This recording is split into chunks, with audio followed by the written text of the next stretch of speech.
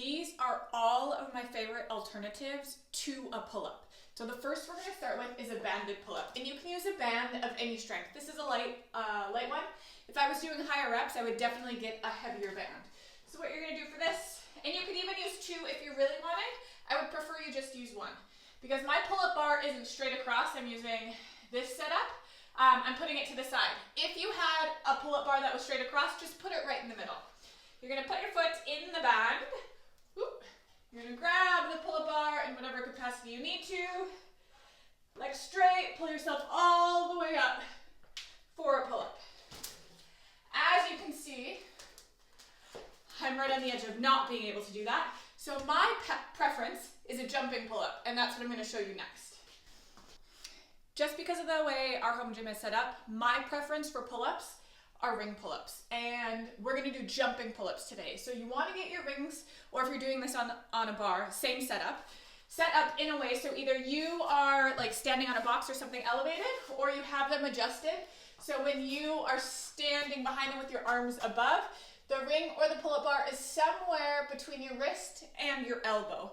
Obviously, the closer it is to your wrist, the harder it's going to be. The closer it is to your elbow, the easier it's going to be. So all you're going to do is go bend down.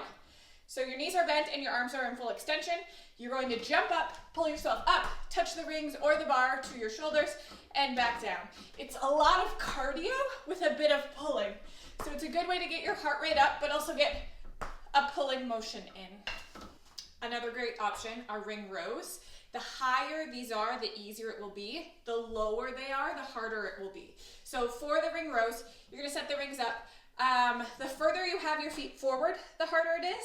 The further you have your feet back, the easier it is. So say my feet are back here and I'm leaning back on the rings. I'm pulling all the way up. I'm pulling against less gravity, bringing the rings all the way to my chest. If I want to make this harder, I can do one of two things. I can either lower the rings, although it'd probably have me on the floor, or I can just bring my feet further forward. Woo, sliding on the mat, coming up to the ring, and back down. And that's the ring row. Another type of row you can do is with a barbell on a squat rack. So you put the barbell up, the higher it is, the easier it is, just like the rings.